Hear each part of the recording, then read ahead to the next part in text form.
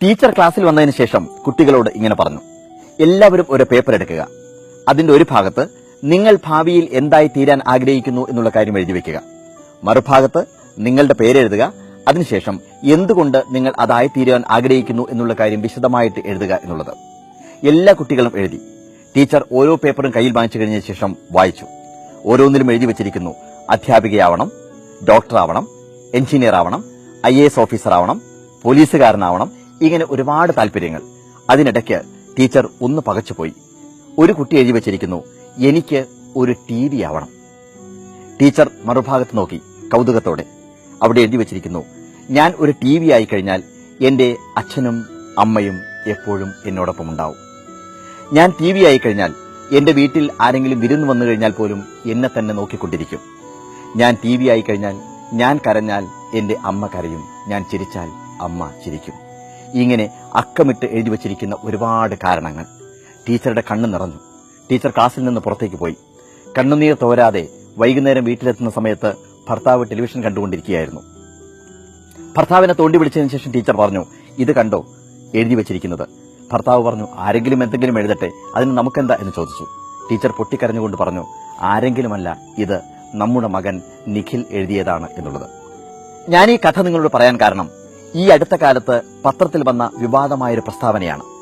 ഈ പ്രസ്താവന നടത്തിയതാകട്ടെ കേരള ഹൈക്കോടതിയുടെ ജഡ്ജ് കമൽ പാഷയാണ്.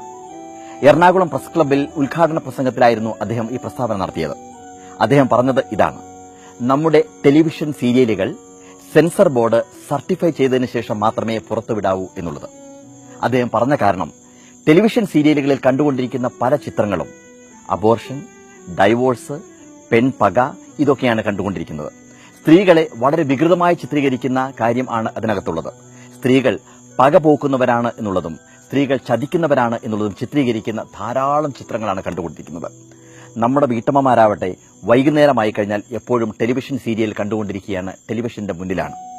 ഈ ടെലിവിഷൻ കണ്ടുകൊണ്ടിരിക്കുന്ന സമയത്ത് നമ്മുടെ കുഞ്ഞുങ്ങൾ കൂടെ ഉണ്ടാവും. ആ കുട്ടികൾ പുസ്തകം മാറ്റിവെച്ച് അമ്മയോടൊപ്പം അല്ലെങ്കിൽ അമ്മൂമ്മയോടൊപ്പം ഈ ടെലിവിഷൻ സീരിയൽ കണ്ടുകൊണ്ടിരിക്കുന്ന സമയത്ത് സംഭവിക്കുന്നത് ഇതാണ്. ഇതൊക്കെയാണ് നമ്മുടെ സമൂഹം എന്ന് നമ്മുടെ കുട്ടികൾ തെറ്റിദ്ധരിക്കുന്നു. കുഞ്ഞു മനസ്സുകളിൽ ഒരുപാട് ചോദ്യങ്ങളുണ്ടാവും, ഒരുപാട് സംശയങ്ങളുണ്ടാവും.